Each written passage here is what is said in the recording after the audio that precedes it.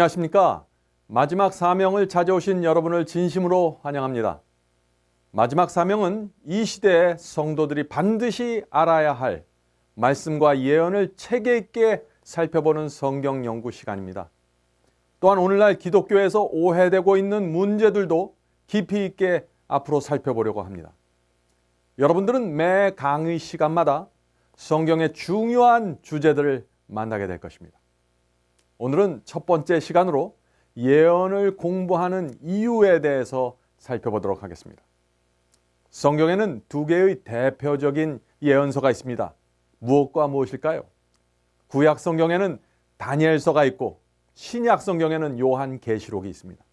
자, 그러므로 성경의 예언에 관심이 있는 분이라면 반드시 다니엘서와 요한계시록의 예언을 이해하고 깨달아야 하는 것입니다. 마지막 사명에서는 앞으로 다니엘서와 요한계시록에 나오는 중요한 예언들을 살펴보고 정리해 나갈 것입니다. 예언을 공부할 때는 특별한 마음 자세가 필요합니다. 우리의 마음이 잠시 이 땅을 떠나 있어야만 합니다. 왜냐하면 이 땅에 붙여있는 우리의 마음으로는 하늘의 계시를 이해할 수 없고, 이해한다고 할지라도 우리 마음에 전격적인 부흥이 일어나지 않기 때문입니다. 하늘의 계시를 보기 위해서는 이 땅의 세속과 욕심과 이기심으로부터 몸을 돌려야만 하는 것입니다. 그래야만 하늘의 계시가 보이고 우리 마음속에 놀라운 부흥이 생기게 될 것입니다. 자, 이제 본론으로 돌아가서 마지막 시대 성도들이 예언을 반드시 공부해야 하는 이유에 대해서 살펴보도록 하겠습니다. 자, 예언을 공부하는 세 가지 이유가 있습니다. 자, 첫 번째 이유는 하나님께서 당신의 백성들에게 미래를 펼쳐 보여주시기 원한다는 것입니다. 예언은 하나님께서 당신의 백성들에게 이렇게 말씀하시는 것입니다. 내 백성아, 중세기에는 이런 일이 일어날 거야. 그러므로 그때는 이쪽으로 피해야 해. 말세가 되면 이런 일이 일어날 거야. 그러므로 그때는 저쪽으로 가야 해. 이런 식으로 하나님의 백성이 피할 길을 보여주고 사탄이 어떻게 공격할 것을 보여주는 것이 예언입니다. 예수께서는 예언의 중요성에 대해서 이렇게 말씀하셨습니다. 요한복음 14장 29절에 그 말씀이 있습니다. 이제 일이 이루기 전에 너희에게 말한 것은 일이 이룰 때 너희로 믿게 하려 함이라. 자, 이 말씀이 무슨 뜻입니까? 일이 이루어지기 전에 예언을 통해서 미리 말씀해 주시는 이유가 무엇이라고 여기서 말했습니까? 예언대로 그 일이 이루어질 때 믿음을 주시기 위해서라고 했습니다. 짐승의 표 환란에 대한 예언을 아는 사람들은 그 예언이 이루어질 때 두려움에 압도당하지 않고 오히려 믿음으로 주께서 인도하는 길을 걷게 될 것입니다. 그러나 예언을 모르면 어떻게 될까요? 예언이 성취될 때 캄캄한 암흑 속에 빠지게 되는 것입니다. 아무것도 모르는 상태로 그 예언이 이루어지는 장면을 맞이하게 되는 것입니다. 이것이 우리가 예언을 공부해야 하는 중요한 이유입니다. 자, 그러나 오늘날 많은 사람들이 이렇게 이야기를 하죠. 요한계시록은 닫혀진 책이기 때문에 이해할 수 없습니다. 예언에 대한 해석이 저마다 다르고 오해하기 쉬우므로 닫아두는 것이 좋습니다 라는 말들이죠. 혹시 여러분 중에 그런 말들을 좀 들어보신 분들이 계십니까? 정말 요한계시록은 닫아두어야 할 책일까요? 요한계시록, Revelation이라는 그 영어 단어 자체가 펼쳐져 있다, 계시되어 있다라는 뜻을 갖고 있습니다. 우리에게 오픈되어 있다는 뜻입니다. 하나님께서는 요한계시록 1장부터 이 사실을 분명하게 말씀해 주셨습니다. 요한계시록 1장 1절과 3절 읽겠습니다. 예수 그리스도의 계시라 이는 하나님이 그에게 주사 반드시 속히 될 일을 그 종들에게 보이시려고 그 천사를 그 종 요한에게 보내어 지시하신 것이라. 자, 이 말씀이 무슨 뜻입니까? 계시록은 하나님께서 반드시 이루어질 일을 요한에게 보여주셔서 기록하게 하였다는 것이죠. 자, 3절 읽어보겠습니다. 이 예언의 말씀을 읽는 자와 듣는 자들과 그 가운데 기록한 것을 지키는 자들이 복이 있나니 때가 가까움이라. 만일 계시록에 기록된 이 말씀이 이해할 수 없는 말씀이라면 어떻게 여기서 이 예언의 말씀을 읽는 자와 듣는 자들과 그 가운데 기록한 것을 지키는 자들이 복이 있다고 말씀하실 수 있을까요? 하나님의 예언서는 이해할 수 있는 책입니다. 우리가 반드시 이해해야만 하는 책입니다. 다니엘서와 요한계시록은 말세를 살아가는 성도들을 위해서 기록된 특별한 책이 되는 것입니다. 오늘날 어떤 사람들은 이렇게 또 얘기하죠. 예수님만 알면 구원받는데 사복음만 알면 되는 거 아닙니까? 하는 말들이죠. 정말 그렇습니까? 그렇다면 왜 예수께서 요한계시록에 이런 말씀을 남기셨을까요? 계시록 22장 7절과 10절입니다. 보라, 내가 속히 오리니 이 책의 예언의 말씀을 지키는 자가 복이 있으리라 하더라. 이 책의 예언의 말씀을 인봉하지 말라, 때가 가까우니라. 얼마나 분명한 말씀입니까? 요한계시록의 말씀을 열어서 연구하고 그 말씀을 지키는 것은 주님의 뜻입니다. 성도 여러분, 하나님께만 속한 영역이 두 개가 있습니다. 어떤 영역일까요? 하나는 창조이고 다른 하나는 미래를 열어주시는 예언입니다. 자, 하나님께서는 하나님 이외의 모든 잡신들은 망할 것이라고 선언했습니다. 그 말씀이 예레미야서에 있습니다. 예레미야서 10장 11절입니다. 너희는 이같이 그들에게 이르기를 천지를 짓지 아니한 신들은 땅 위에서 이 하늘 아래서 망하리라 하라. 얼마나 분명한 말씀입니까? 창조주가 아니면 모두 거짓신이라는 것입니다.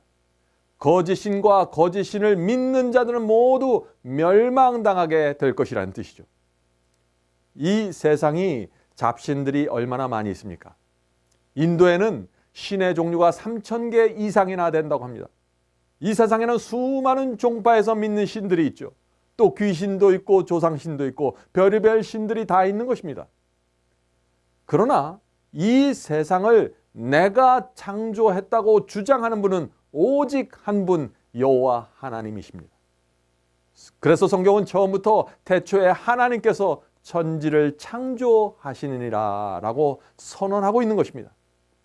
자, 하나님께만 속한 또 하나의 영역, 그것은 미래를 열어 보여주시는 예언입니다.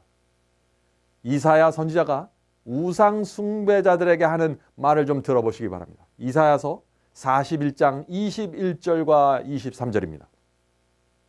나 여호와가 말하노라, 너희 우상들은 소송하라.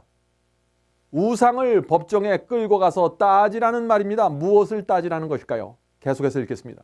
너희는 확실한 증거를 보이라. 장차 당할 일을, 미래에 있을 일을 이라는 뜻이죠. 장차 당할 일을 우리에게 진술하라.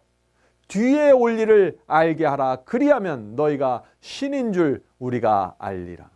자, 무슨 뜻입니까? 이 말씀은 하나님께서 우상들과 잡신들에게 장차 일어날 사건과 미래를 예언해 보라고 요구하는 것입니다. 만일 너희가 미래에 대해서 정확하게 예언할 수 있다면 내가 너희를 신으로 인정하겠다라고 말씀하시는 것이죠. 하나님께서 왜 이런 말씀을 하실까요? 왜냐하면 우상들과 잡신들은 예언을 할 수 없기 때문입니다. 미래를 알 수 없는 것입니다. 예언은 오직 하나님께만 속한 영역이기 때문에 그렇습니다. 성도 여러분, 하나님께서 창조주의 능력을 사용해서 우리에게 장차 일어날 일들을 보여주시는 것입니다. 예언은 그렇게 중요한 것입니다. 그런데 하나님께서 어떻게 미래에 일어날 일을 미리 아실 수 있을까요? 하나님께서는 전지전능한 분이십니다.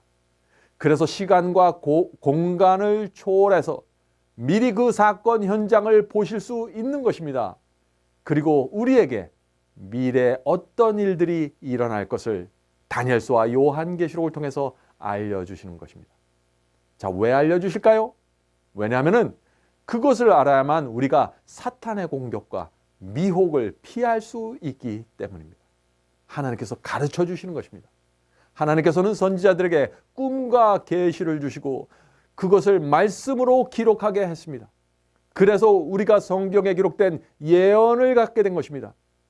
그래서 예수께서도 예루살렘의 멸망에 대한 예언을 하시면서 구약 성경에 있는 그 다니엘서에 기록된 말씀을 인용하셨던 것입니다. 그 말씀을 한번 볼까요? 마태복음 24장 15절과 16절입니다. 그러므로 너희가 선지자 다니엘의 말한 바 멸망에 가증한 것이 거룩한 곳에 선 것을 본 거든. 자, 여기서 거룩한 곳이란 예루살렘을 뜻하는 것이죠. 거룩한 곳에 선 것을 보거든 읽는 자는 깨달을진저 그때 유대에 있는 자들은 산으로 도망할지어다. 자, 이 말씀에서 보는 것처럼 예수께서도 다니엘서에 나오는 예언을 이용해서 예루살렘의 멸망을 예언하신 것입니다. 예수님의 예언 그대로 AD 70년 로마가 예루살렘 성을 포위하고 멸망시킴으로써 이 예언은 정확하게 성취되었죠. 다시 말해서 하나님의 아들 예수 그리스도도 어떤 중요한 예언을 하실 때에는 다니엘서와 같은 성경의 예언서를 이용하여 미래를 보여주신다는 것입니다. 그러므로 우리도 다니엘서와 요한계시록을 통해서 미래를 보아야 하는 것입니다. 자, 이제 두 번째 이유를 보겠습니다. 예언을 공부해야 하는 두 번째 이유. 그것은 지금이 마지막 때이기 때문에 공부해야 하는 것입니다. 말세가 되었다고 하면 오늘날 많은 사람들이 이렇게 이야기를 하죠. 나는 어렸을 때부터 말세가 되었다는 말을 많이 듣고 자랐습니다. 그런데 예수께서 아직도 오시지 않았습니다. 왜 그런가요? 라는 질문이죠. 지금이 말세가 맞나요? 하는 질문입니다. 성경은 말세가 이미 오래전에 시작되었다고 말하고 있습니다. 한 가지 분명한 사실은 말세란 어떤 시점이 아니라 기간이라는 것입니다. 다니엘서와 요한계시록은 세상 역사를 몇 개의 기간으로 나누어서 예언하고 있습니다. 다니엘서 2장의 신상 예언, 또 다니엘서 7장의 내 짐승과 작은 뿔, 또 계시록에 나오는 7교회, 7인, 7나팔 예언은 모두 세상 역사를 몇 개의 기간으로 나누어서 설명하고 있는 것입니다. 자, 그러므로 말세 또는 마지막 때란 성경 역사를 나누는 기간에서 가장 마지막에 있는 그 기간을 뜻하는 것입니다. 자, 그런데 기간에는 시작점이 있고 끝이 있죠? 말세의 기간에도 시작점과 끝나는 점이 있는 것입니다. 오래전에 말세가 시작되었고 지금은 말세의 끝을 향해 가고 있는 것입니다. 자, 그렇다면 그 끝은 무엇일까요? 그것이 바로 예수 그리스도의 재강림입니다. 자, 그렇다면 말세는 언제 시작되었을까요? 그 끝은 그리스도의 재림이라면 그 시작점은 어디냐 하는 질문이죠. 자, 이 질문은 정말 중요한 질문입니다. 다니엘서 그런데 12장을 보면요, 이 질문에 대한 정확한 답이 나와 있습니다. 자, 다니엘서 12장 4절에 그 말씀이 있죠. 다니엘서 12장 4절입니다. 다니엘아, 마지막 때까지 이 말을 간수하고 이 글을 봉함하라. 많은 사람이 빨리 왕래하며 지식이 더하리라. 이 말씀이 무슨 뜻인가요? 단순합니다. 마지막 때가 될 때까지 다니엘서의 의미를 봉함하라는 것입니다. 다시 말해서 마지막 때가 가까이 오면 다니엘서가 열리고 봉함이 풀리면서 그 뜻이 공개될 것이라는 뜻입니다. 그리고 다니엘서의 의미가 무엇인지 해석되면 그때부터 많은 사람들이 빨리 왕래하면서 지식이 크게 늘어나게 될 것이라는 뜻이죠. 자, 다니엘서 12장 4절 말씀은 마지막 때가 시작될 때 나타나는 두 가지 징조를 말해줍니다. 두 가지 징조입니다. 첫 번째 징조는 다니엘서 예언의 의미가 열려지는 것입니다. 다시 말해서 다니엘서의 의미가 해석되기 시작하면 곧 말세가 시작된다는 것입니다. 다니엘서는 말세가 시작될 때까지 봉함될 것입니다. 그래서 천사가 마지막 때까지 이 말을 간수하고 봉함하라고 한 것이죠. 자, 그런데 왜 말세가 될 때까지 다니엘서의 예언이 봉함되게 될까요? 왜냐하면 다니엘서는 마지막 때를 위한 예언이므로 그때까지는 성도들이 다니엘서의 의미를 분명하게 알 필요가 없는 것입니다. 자, 실제로 말세가 되기 전까지는 기독교회가 다니엘서 예언의 의미를 정확하게 해석할 수가 없었습니다. 그러나 말세가 가까이 오면서 예언의 의미가 열리고 해석되기 시작했던 것입니다. 자, 그렇다면 우리가 여기서 중요한 질문을 할 수 있죠. 누가 다니엘서의 봉함을 풀고 예언을 해석하기 시작했을까요? 그것은 마틴 루터와 종교 개혁자들입니다. 중세기가 지나고 천년의 종교 암흑 시대가 끝나갈 무렵 마틴 루터와 종교 개혁자들이 여기저기서 일어나게 되었습니다. 하나님께서 그들을 일으키신 것입니다. 그래서 개신교 신앙이 등장하더니 그들이 다니엘서의 예언을 해석하기 시작했던 것입니다. 다니엘서 12장 14절 예언 그대로 수천 년 동안 봉함되었던 다니엘서의 예언이 공개되기 시작한 것입니다. 마지막 때가 되면서 하나님께서 예언을 열어주셔서 알려주시기 시작한 것입니다. 성도 여러분, 이미 오래전에 그러므로 마지막 때가 시작된 것입니다. 지금은 마지막 때의 끝을 향해서 우리가 달려가고 있는 것입니다. 자, 이제 마지막 때가 되었음을 알려주는 두 번째 징조를 살펴보겠습니다. 다니엘서 12장 14절의 후반부에 마지막 때가 되었음을 알리는 두 번째 징조가 나옵니다. 다니엘서의 봉함이 풀리고 마지막 때가 되면 많은 사람들이 빨리 왕래하며 지식이 더하리라고 했죠. 자, 이 말씀은 무슨 뜻입니까? 다니엘서의 봉함이 풀리고 해석이 되면 사람들이 빨리 왕래하는 교통의 속도가 급격하게 빨라지면서 지식이 폭발적으로 증가하게 될 것이라는 뜻입니다. 자, 실제로 이 예언도 정확하게 이루어졌습니다. 마틴 루터에 의해서 종교개혁 운동이 시작되었고 봉함되었던 다니엘서의 의미가 공개된 후 200년이 지나가면서 갑자기 많은 사람이 빨리 왕래하며 지식이 더하리라 하는 그 예언이 성취되기 시작했습니다. 그때 어떤 일이 일어났을까요? 18세기가 되면서 영국에서 갑자기 산업혁명이 일어나게 되었습니다. 인간은 수천 년 동안 말이 달리는 속도로 왕래했는데 영국에서 갑자기 산업혁명이 일어나면서 방적기와 증기기관차가 나오게 되었습니다. 엔진이 개발되고 급속한 발전을 이루게 되었습니다. 에덴 동산 이후 수천 년 동안 인간은 말이 달리는 속도로 이동했는데 이제는 음속의 몇 배로 날아다니는 우주 시대가 된 것입니다. 성도 여러분, 마지막 시대가 되었습니까? 그렇습니다. 성경은 산업혁명 시대가 시작되면서 마지막 시대가 되었다고 말하고 있는 것입니다. 자, 다니엘서 12장 4절을 다시 읽어보겠습니다. 다니엘아, 마지막 때까지 이 말을 간수하고 이 글을 봉함하라. 많은 사람이 빨리 왕래하며 지식이 더하리라. 여러분들 이제 이 예언의 말씀이 눈에 들어오죠? 얼마나 분명한 예언입니까? 한 가지 흥미있는 사실이 있습니다. 그것은 다니엘서 12장 4절에 나오는 마지막 때 The time of the end라는 그 말이 성경 전체 5번이 나오는데 놀랍게도 5번 모두 다니엘서에 기록되어 있다는 것입니다. 다니엘서는 그러므로 지금 이 시대를 사는 그리스도인들을 향하여 마지막 때가 되었음을 외치고 있는 것입니다. 요한계시록도 마찬가지입니다. 계시록도 마지막 때를 위한 하나님의 기별입니다.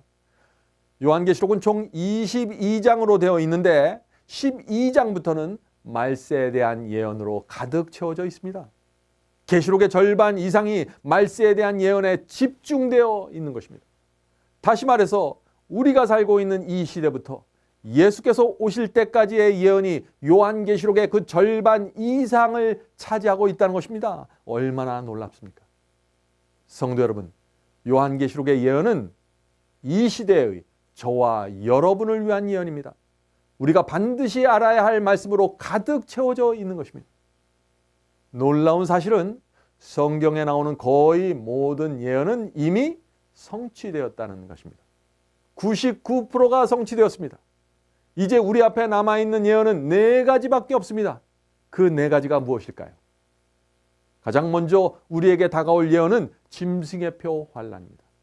그리고 나서 7재앙이 오고, 그리고 나서 아마겟돈 전쟁, 그리고 마지막으로 그리스도의 재강림으로 이 세상 역사는 끝나게 되는 것입니다.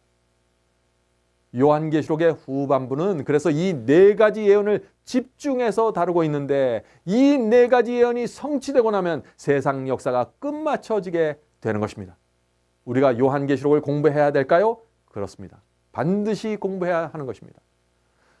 자, 여기서 한 가지 꼭 알아야 할 것이 있습니다. 지금까지는 한 예언이 성취되고 다음 예언이 성취될 때까지 수백 년이 걸린 예언들이 많이 있습니다. 그런데 우리 앞에 남아있는 예언들은 한 가지가 이루어지면 신속하게 나머지 예언들이 이루어질 것입니다. 왜 그럴까요? 왜냐하면 이 남아있는 4가지 예언은 서로 깊이 연관되어 있기 때문입니다. 우리가 이 사실을 요한계시록을 앞으로 공부하면서 분명하게 확인하게 될 것입니다. 그러므로 짐승의 표 환란이 일어나기 전에 우리의 믿음과 신앙을 준비해야 하는 것입니다. 그때부터는 우리가 준비할 시간이 없는 것입니다. 예언이 신속하게 나머지 모든 예언들이 성취될 것이기 때문에 그렇죠. 그리스도의 초림 때 예언을 몰랐던 유대인들이 사탄에게 미혹당해서 멸망당했던 것처럼, 그리스도의 재림 때여도 마지막 때에 대한 예언을 모르면 길을 잃어버리고 멸망당하게 되는 것입니다. 조심하셔야 됩니다. 예언을 공부하면 많은 분들이 이런 질문을 합니다. 짐승의 표 환란이 일어나면 예수께서 재림하실 때까지 얼마나 긴 시간이 걸립니까? 라는 질문이죠. 그 4가지 마지막 예언이 이루어지는데 얼마나 긴 시간이 필요합니까? 라는 질문입니다. 자, 예수님의 답변을 들어보시기 바랍니다. 예수께서는 분명하게 말씀해 주셨어요. 마태복음 24장 20절부터 22절입니다. 너희의 도망하는 일이 겨울에나 안식일에 되지 않도록 기도하라. 이는 그때 큰 환란이 있겠습니다. 창세로부터 지금까지 이런 환란이 없었고 그 후에도 없으리라. 그 날들을 감하지 아니할 것이면 모든 육체가 구원을 얻지 못할 것이나, 그러나 택하신 자들을 위하여 그 날들을 감하시리라. 얼마나 감사합니까? 예수께서 지금 무엇을 말씀하셨습니까?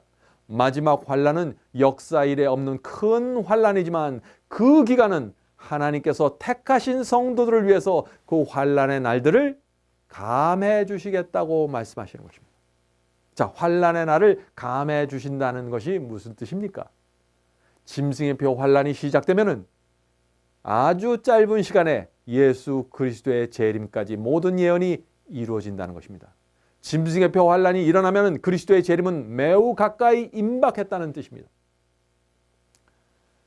자, 성도 여러분, 우리가 짧은 기간의 그 마지막 환란 동안 주님의 손을 붙잡고 지나면, 다니엘과 세 친구들처럼 하나님의 말씀과 계명에 충성하면서 통과한다면 그리스도의 재림을 맞이하게 된다는 것입니다. 얼마나 소망스러운 말씀입니까? 그러므로 하나님의 예언과 말씀을 아는 성도들은 짐승의 표 환란이 일어나면 곧 오실 그리스도의 재림을 바라보면서 마지막 환란을 인내로써 통과하게 된다는 것입니다. 자, 이제 예언을 연구해야 할 3번째 이유를 살펴보겠습니다. 자, 3번째 이유는 사탄의 치명적인 기만에 속지 않기 위해서입니다. 사탄의 치명적인 기만에 속지 않으려면 예언을 공부해야 한다는 것입니다. 자, 성경학자들은요, 성경이 3부분으로 나눠져 있다고 말하죠. 역사가 3분의 1이고 교훈이 3분의 1이고 예언이 3분의 1이라고 합니다. 자, 그러므로 우리가 예언을 소홀히 여기면 어떻게 된다는 뜻인가요? 하나님의 뜻에, 하나님의 말씀에 3분의 1을 놓치고 살아가게 된다는 것입니다. 그러므로 예언을 모르면 사탄에게 기만당할, 미혹당할 가능성이 매우 높아진다는 것입니다. 구원을 잃어버릴 수 있다는 것입니다. 제가 너무 과장해서 지금 말씀한다고 생각하십니까? 그렇지 않습니다. 여러분이 만일 사탄의 기만이 얼마나 치명적으로 일어나는지 알게 되면 여러분들도 제 말에 동의하게 될 것입니다. 자, 이제 사탄의 기만이 그럼 얼마나 치명적인지 한번 살펴보겠습니다. 죄는 에덴 동산에서 시작된 것이 아니죠. 죄는 하늘에서 시작된 것입니다. 사탄은 하늘에서 전쟁을 일으켰습니다. 요한계시록은 분명하게 그 사실을 말하고 있습니다. 요한계시록 12장 7절부터 9절에 그 말씀이시죠. 하늘에 전쟁이 있으니, 분명하죠? 전쟁은 하늘에서 시작된 것입니다. 하늘에 전쟁이 있으니 미가엘과, 자 여기서 미가엘이 누굽니까? 미가엘은 그리스도께서 사탄과 전쟁할 때 사용하는 특별한 이름입니다.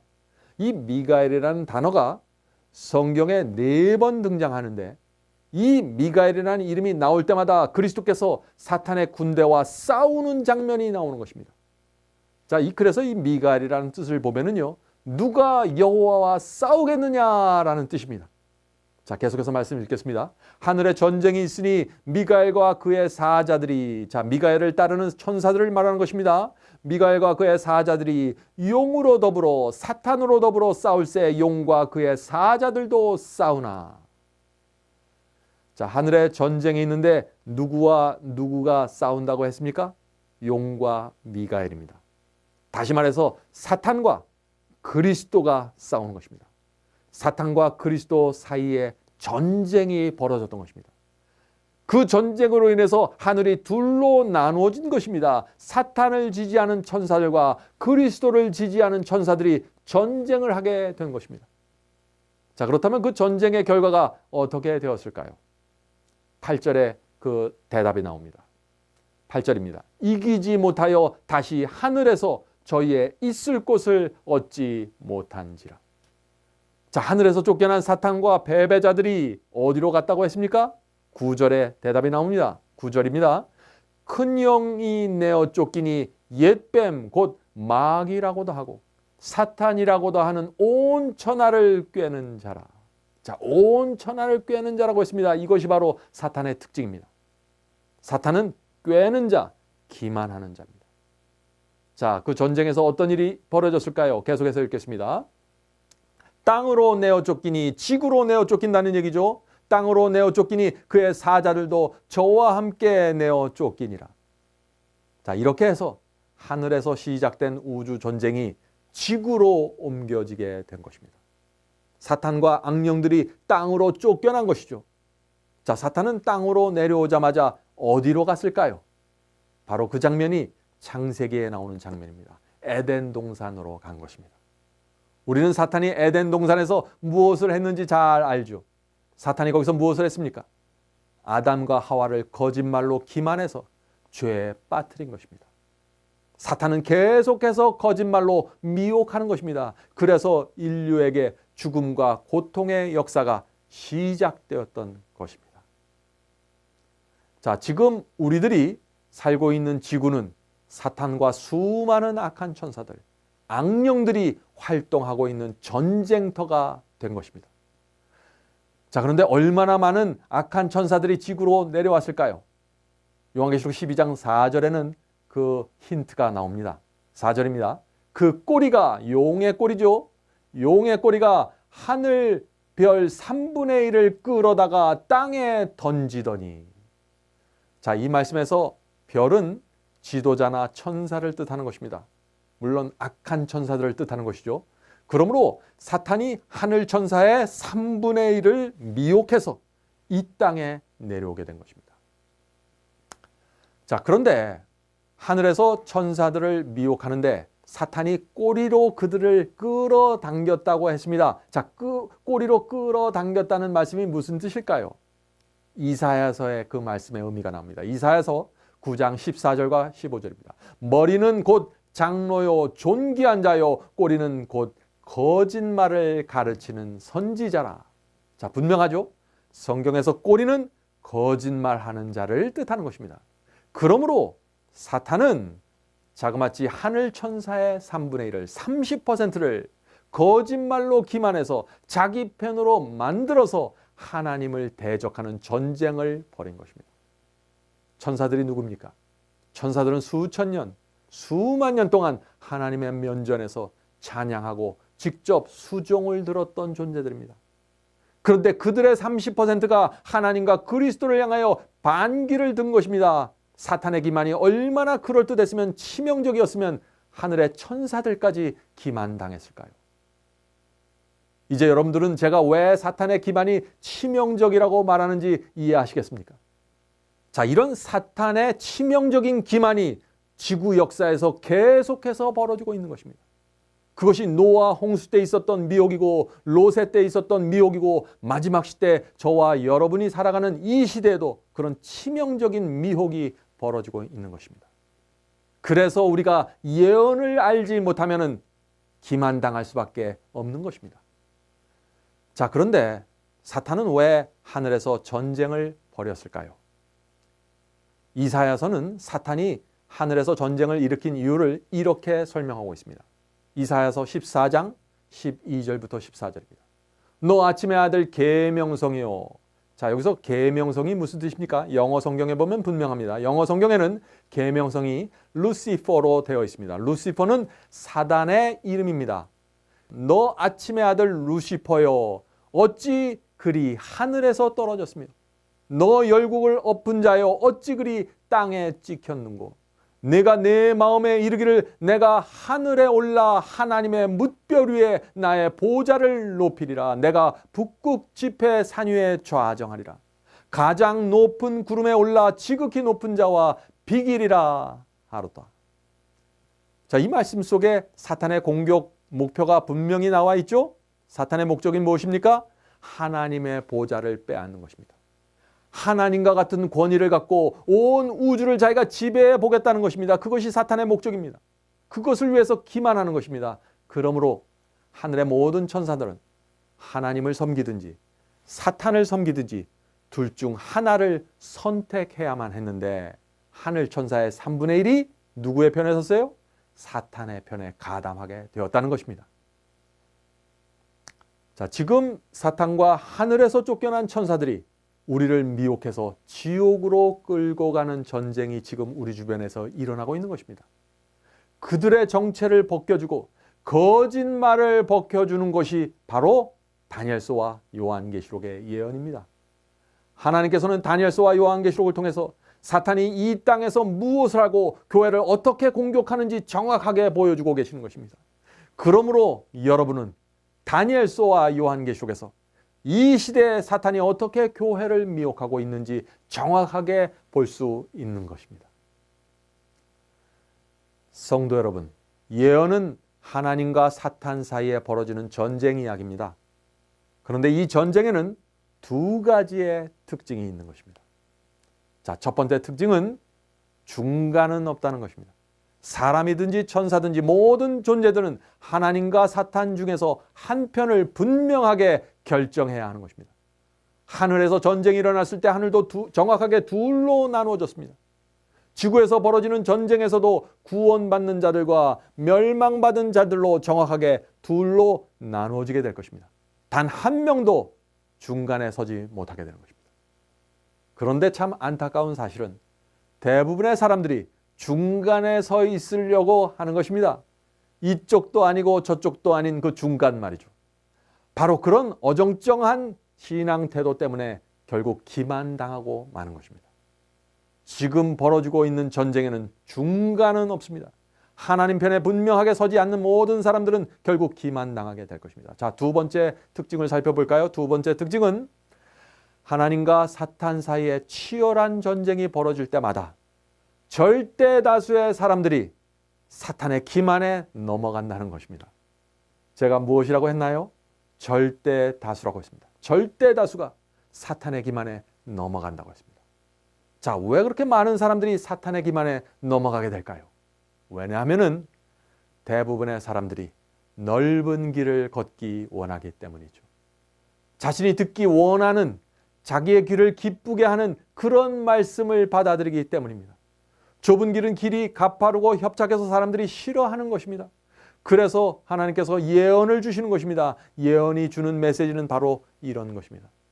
내 백성아, 사탄과 거짓 선지자들이 너희를 미혹할 때 손해와 고통이 있을지라도 좁은 길을 걸어라. 만일 너희들이 넓은 길을 선택하면 사탄의 덫에 걸리게 될 것이야. 너희가 진리를 위해서 사자굴에 들어가야 한다면 다니엘처럼 들어가야 한다. 염려하지 마라. 그러나 내가 마지막 날에 너희를 무덤에서 부활시킬 거야. 만일 너희가 살기 위해서 그런데 좁은 길을 피한다면 거기에는 영원한 멸망이 있을 뿐이다. 조심해라 내 자녀들아. 하늘에서 너희가 받을 보상이 크단다. 이 땅에서는 진리를 붙잡고 살아라. 이것이 예언을 통해서 하나님께서 주시는 메시지입니다. 성도 여러분, 지금은 전쟁 중입니다. 그런데 이 전쟁은 장로교회와 침노교회의 전쟁이 아닙니다. 개신교와 천주교의 전쟁도 아닙니다. 이 전쟁의 당사자는 하나님과 사탄이고 우리는 그 둘 사이에서 누구를 지지할 것인가를 결정해야 하는 것입니다. 다니엘서와 요한계시록은 내가 어떻게 구원받고 영생을 얻을 수 있을까라는 문제에 초점을 맞추지 않습니다. 예언은 나의 구원에 초점을 맞춘 것이 아닙니다. 다니엘서와 요한계시록은 사탄이 어떻게 교회와 진리를 공격할 것인지를 초점 맞추고 있는 것입니다. 그래서 사탄이 교회를 이런 방식으로 공격할 것이야. 그러므로 그때 우리 성도들은 이 길로 가지 말고 저 길로 가야 한다고 말해주는 것이 예언입니다. 이것이 바로 우리가 예언을 공부해야 하는 이유입니다. 자, 성도 여러분, 우리의 구원은 예언이 말해주는 메시지를 받아들이는 태도에 의해서 결정되는 것입니다. 그리스도께서 이 땅에 탄생하셨을 때도 그랬죠. 메시아의 탄생에 대한 예언을 어떻게 이해하고 받아들였는가에 따라서 그 당시의 사람들의 구원이 이루어졌던 것처럼 각 시대마다 예언을 받아들이는 태도에 따라서 구원과 멸망이 결정된다는 것입니다. 또한 구원은 하나님과 사탄 사이의 전쟁에서 내가 끝까지 하나님의 편에 선 결과로 얻어지게 되는 것입니다. 하나님의 승리를 위해서, 하나님의 영광을 위해서 내 생애를 바친 결과로 자연스럽게 얻어지는 열매가 구원입니다. 이것이 예언을 통해서 보는 인간의 구원입니다.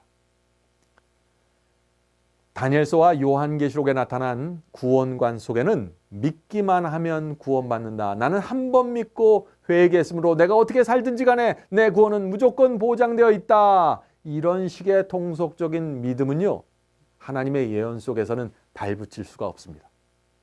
왜냐하면 예언은 매 시대마다 핍박과 순교에 굴복하지 않고 끝까지 충성하는 성도들이 구원받는다는 사실을 분명하게 보여주고 있기 때문이죠. 그런데 예언을 공부하다 보면은 이런 질문을 하는 분들이 있습니다. 이 질문은 참 흥미있는 질문입니다. 하나님께서 성경에 기록해 놓으신 모든 예언들이 정확하게 성취되어 왔고 지금도 정확하게 성취되고 있는데 왜 사탄은 아직도 하나님을 대적합니까? 왜 사탄은 하나님을 공격하고 있습니까?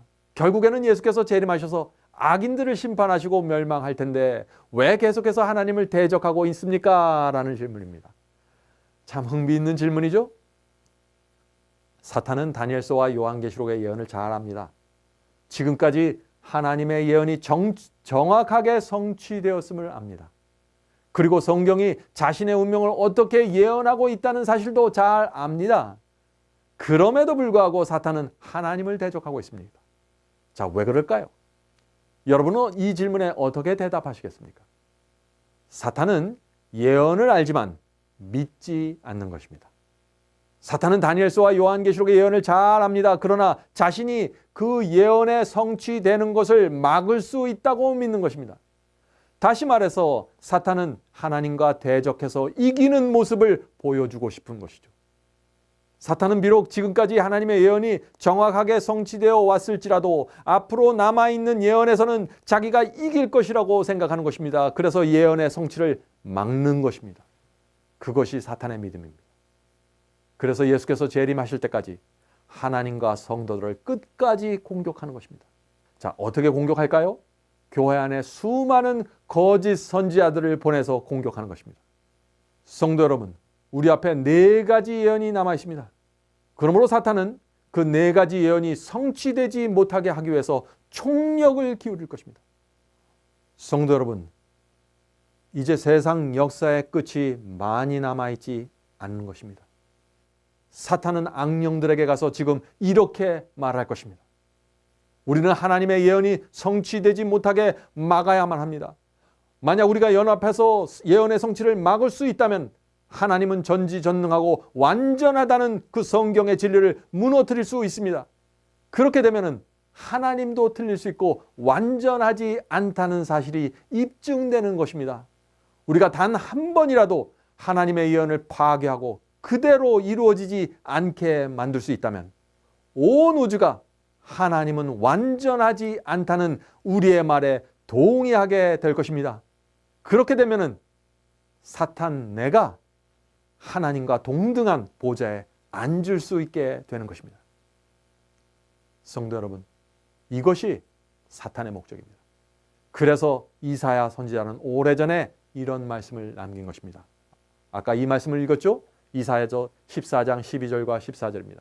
너 아침의 아들 루시퍼요, 네가 네 마음에 이르기를 내가 하늘에 올라 하나님의 뭇별 위에 나의 보좌를 높이리라. 내가 북극 지폐의 산 위에 좌정하리라. 가장 높은 구름에 올라 지극히 높은 자와 비기리라 하도다.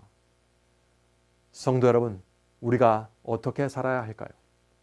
우리는 하나님의 예언을 성취시키는 자들로 살아가야 하는 것입니다. 하나님의 예언이 이루어질 때 하나님의 편에 확실하게 서야 하는 것입니다. 그것이 우리가 하나님께 영광과 승리를 돌리는 길입니다. 우리가 잊지 말아야 할 것은 예언은 반드시 성취된다는 것입니다. 왜냐하면 예언이 성취되어야 하나님께서 사탄을 이기시고 멸망시킬 수 있기 때문이죠. 이것은 굉장히 중요한 사상입니다. 지금 온 우주가 우리를 내려다보고 있습니다. 그래서 사도 바울은 고린도전서 4장 9절에서 우리는 세계 곧 천사와 사람에게 구경거리가 되었노라 라고 기록한 것입니다. 지금 우주 세계와 천사들이 우리의 모습과 우리의 결정과 우리의 선택을 지켜보고 있는 것입니다. 하나님의 아들이 이 땅에서 십자가에서 돌아가셨는데 사람들이 십자가의 은혜를 어떻게 받아들이는가를 지켜보고 있는 것입니다. 과연 그리스도의 피 묻은 은혜를 입은 사람들이 누구의 편에 서고 진리를 붙잡는가를 지켜보고 있는 것입니다. 또한 거짓 선지자와 악령들이 어떻게 성도들을 기만하고 하나님께 대항해서 싸우는지, 또 하나님께서는 당신의 백성들을 그때마다 어떻게 인도하는지 지켜보고 있는 것입니다. 하나님께서 우리 모두를 하늘까지 지키시고 인도해 주실 것입니다. 그것을 믿어야 됩니다. 자, 그런데 무엇을 통해서 우리를 지키시고 인도해 주실까요? 예언을 통해서 우리를 지키시는 것입니다. 들을 귀가 있는 자들은 하나님의 예언이 이 길이 정론이 이리로 가라라고 가르쳐 주실 때 그 음성을 듣게 될 것입니다. 우리는 반드시 예언을 공부해야만 합니다. 이해해야만 합니다. 예수께서는 이 예언의 말씀을 읽는 자와 듣는 자들과 그 가운데 기록한 것을 지키는 자들이 복이 있나니 때가 가까움이라 라고 말씀하셨습니다. 때가 가까운 것입니다. 지금은 하나님의 예언서를 깊이 살펴보아야 할 때입니다. 마지막 때는 우리 주님께서 예언을 통해서 성도들의 발걸음을 인도해 주시는 때입니다. 예언 속에서 주님의 음성을 듣게 되시기를 제가 간절히 바랍니다. 오늘 강의는 여기서 마치기로 하겠습니다. 다음 강의에서도 중요한 문제를 살펴보도록 하겠습니다. 자, 다 함께 기도하겠습니다. 하늘에 계신 아버지, 오늘 저희가 배운 말씀이 성령을 통해서 저희 속에 새겨질 수 있도록 도와주시옵소서. 성령을 통해서 우리 마음에 깨우침을 주시고 진리로 저희 생애를 인도해 주시옵소서. 예언의 말씀이 얼마나 귀중한가를 깨닫게 도와주시옵소서. 저에게 열심을 주시고 진리를 사모하는 영을 퍼부어 주시옵소서. 다음에 다시 만날 때까지 성령께서 저희를 지켜주시기를 예수님의 이름으로 간절히 기도드립니다. 아멘.